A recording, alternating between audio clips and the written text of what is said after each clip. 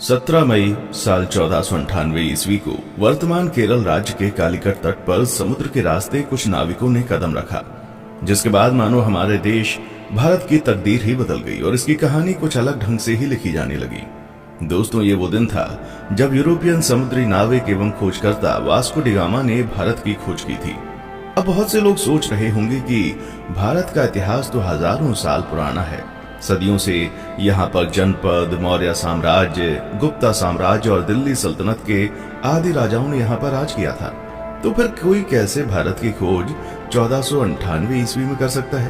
तो दोस्तों, आपको बता दें, भारत में सदियों से जितने भी आक्रमणकारी जैसे सिकंदर, मंगोल आदि आते थे, तो वह हमेशा भारत को पश्चिमी एशिया से जोड़ने वाले मशहूर रास्ते खैबर दर्रा से होकर आते थे।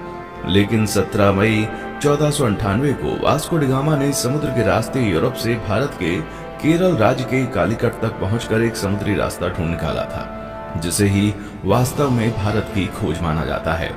दोस्तों, आपको बता दें, उस समय भारत अपने कृषि उत्पादों के लिए बहुत ही ज्यादा मशहूर हुआ करता था। विशेषकर मसालों जैसे कि काली मिर्च, इलायची, दालचीनी आदि के लिए बहुत प्रसिद्ध था, जिस कारण उस समय भारत के साथ व्यापार करने के लिए यूरोप तथा अरब के देशों के बीच होड़ लगी रहती थी। लेकिन उस वक्त एशिया के प्रमुख देशों जैसे भारत, चीन, म्यांमार आदि के साथ व्यापार केवल स्थलीय मार्ग से ही होता था, जिसे सिर्फ मुस्लिम शासक एवं व्यापारी ही इस्तेमाल किया करते थे और मुस्लिम शासक उस मार्ग से यूरोपियों को व्यापार नहीं करने देते थे। लेकिन जब यूरोपीय लोग भारत में आने के बारे में और यहाँ की दौलत के बारे में सुनते थे, तो वे भारत पहुँचने के लिए और भी उत्सुक हो जाते थे। इसलिए व्यापार मार्ग की समस्या को खत्म करने के लिए कई यूरोपीय देशों ने यूरोप और भारत के मध्य एक समुद्री मार्ग खोजने का प्रयत्न शुरू कर दिया। मगर कई सालों के प्रयासों के बाद भी कोई सफल नहीं हो सका, क्योंकि उस समय यूरोप में समुद्र को लेकर तरह तरह की अफवाहें उड़ती रहती थी।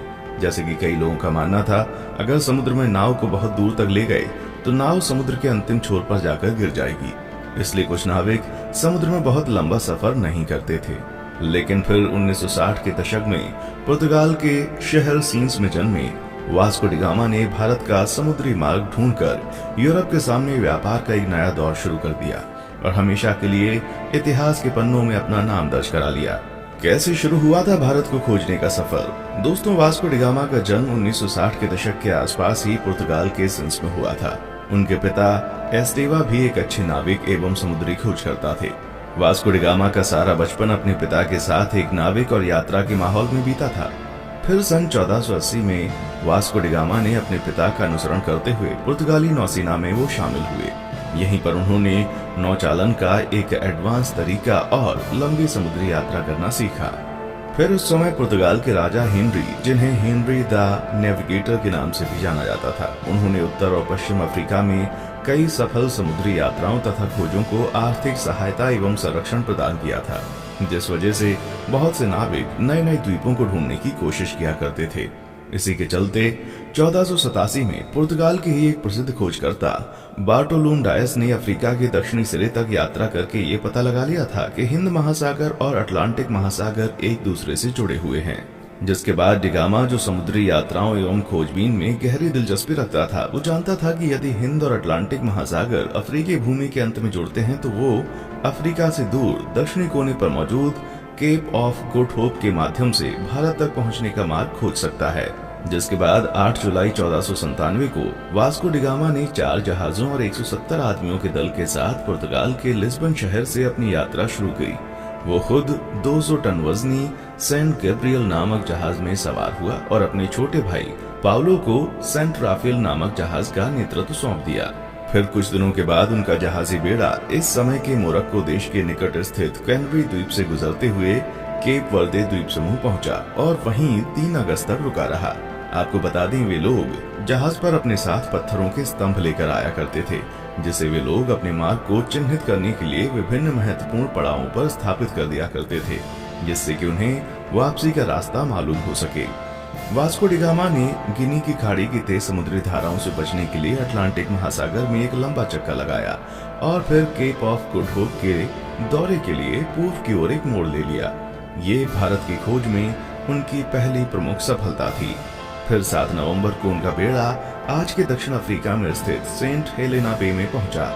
उस समय सेंट हेलेना बे का मौसम बहुत खराब था। वहाँ बहुत तेज हवा और समुद्री लहरें चल रही थी, जिस वजह से वास्को डी गामा का दल अगले 22 नवंबर तक आगे नहीं बढ़ सकता था। लेकिन फिर भी कुछ दिनों बाद मौसम अच्छा होने पर उन्होंने यात्रा करना शुरू कर दिया और वे केप ऑफ गुड होप पहुंच गए, जहां पहुंचकर उन्होंने इस जगह का अच्छे से दौरा किया। दोस्तों, आपको बता दें, जब Vasco da Gama Cape of Good Hope नामक स्थान पर पहुंचे तो तभी उन्होंने महसूस किया कि उसका भारत तक मार्ग खोजने का सपना हकीकत में तब्दील हो सकता है। और फिर मार्ग को चिन्हित करने के लिए पहले की भांति वहां एक पत्थर का स्तंभ स्थापित किया और फिर आगे की यात्रा की तैयारी करने लगे। केप ऑफ गुड होप के आगे की यात्रा उन्होंने 8 दिसंबर को शुरू की थी और क्रिसमस आने तक वे दक्षिण अफ्रीका के नटाल तट पर पहुंच गए। अलग अलग नदियों को भीतर और बाहर से पार करते हुए डी गामा का बेड़ा धीरे धीरे मोजाम्बिक की ओर पहुंचना शुरू हुआ। इस बीच वे लगभग 1 महीने तक कहीं पर रुके और जहाजों की मरम्मती का काम किया। फिर 2 मार्च 1498 को डी गामा का बेड़ा मोजाम्बिक द्वीप पर पहुंच गया। जब डी गामा अपने दल के साथ मोजाम्बिक की धरती पर उतरा और वहां के निवासियों से मिला तो उन्हें लगा कि ये पुर्तगाली जहाजी भी उन्हीं की तरह मुसलमान है, इसलिए उन लोगों ने उनकी खूब मदद की। डी गामा का मोजाम्बिक में पड़ाव डालना काफी उपयोगी सिद्ध हुआ। वहां उसे समुद्र के किनारे बंदरगाह पर सोने, चांदी तथा मसालों से भरे हुए 4-5 जहाज दिखाई दिए। उसकी मुलाकात ऐसे स्थानीय लोगों से भी हुई जो कभी कभी भारतीय समुद्री तटों की यात्रा करते थे। इससे वास्को डी गामा को पूरा विश्वास हो गया कि वो उचित दिशा की ओर आगे बढ़ रहा था। उसे उस दिशा को समझने में भी मदद मिली जिधर अब उसे आगे बढ़ना था। फिर 7 अप्रैल 1498 को उनका बेड़ा मोम्बासा में प्रवेश कर गया तथा यात्रा के एक और महत्वपूर्ण ठहराव मोम्बासा के ही मालिंदी में लंगर डाल दिया। मालिंदी में डी गामा की मुलाकात कांजी मालम नामक एक ऐसे गुजराती नाविक से हुई जो भारत के दक्षिण पश्चिम तट के कालीकट जाने का मार्ग जानता था। उस गुजराती नाविक के महत्व को देखते हुए डी गामा ने उसे भी मार्गदर्शक के रूप में अपने बेड़े में ले लिया और फिर अगले 20 दिन तक लगातार हिंद महासागर में चलने के बाद डी गामा को धीरे धीरे भारत के घाट और पहाड़ दिखने लगे। फिर 17 मई 1498 को वो भारत के दक्षिण पश्चिम में स्थित कालीकट के बंदरगाह पर जा पहुंचा। कालीकट में स्थानीय राजनयिकों द्वारा वास्को डी गामा का काफी अच्छी तरह से स्वागत किया गया। वो यहाँ लगभग अगले 3 महीने तक रहा और भारत के बारे में बहुत सारी महत्वपूर्ण जानकारियां इकट्ठा करता रहा। दोस्तों, वास्को डी गामा के भारत आने और उसके कालीकट में उतरने के बाद भी कई ऐसी घटनाएं हुई जिसके बारे में अभी भी लोगों में सहमति नहीं हो पाई है, लेकिन हम अपने किसी और वीडियो में उसके भारतीयों के साथ किए गए जुल्म और अत्याचार पर अलग से वीडियो बनाएंगे। इस वीडियो में हम सिर्फ उसकी यात्रा पर वीडियो बना रहे हैं। दोस्तों, यहाँ 3 महीने रहने के बाद वास्को डी गामा 2 साल से अधिक समय की यात्रा करते हुए 18 सितंबर को पुनः लिस्बन लौट आया। इस दौरान उसने लगभग 38,600 किलोमीटर की यात्रा की थी।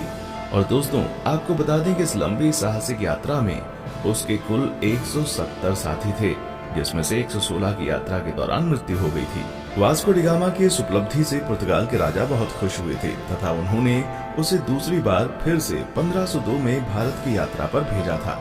इतिहासकारों का मानना है जब डी गामा विभिन्न प्रकार के भारतीय मसालों और रेशम के साथ अपने देश पुर्तगाल लौटा तो उसने केवल मसाला बेचकर ही यात्रा पर खर्च किए गए पैसों से 4 गुना ज्यादा पैसे कमा लिए थे।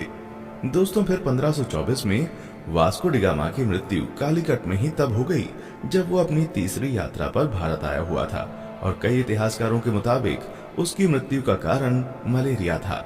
दोस्तों, जब डी गामा ने यूरोप और भारत के बीच का समुद्री मार्ग खोज लिया था तब डी गामा का नाम पूरे यूरोप में बहुत मशहूर हो गया था और उसकी उस साहसिक यात्रा की चर्चा सभी यूरोपीय देशों में होने लगी थी तथा धीरे धीरे अन्य देशों ने भी उसी खोजे गए रास्ते से अपने अभियान भारत भेजने शुरू कर दिए थे, जिस वजह से पुर्तगालियों के बाद डच, डेनिश, ब्रिटिश और फ्रांसीसी भी भारत आना शुरू हो गए थे।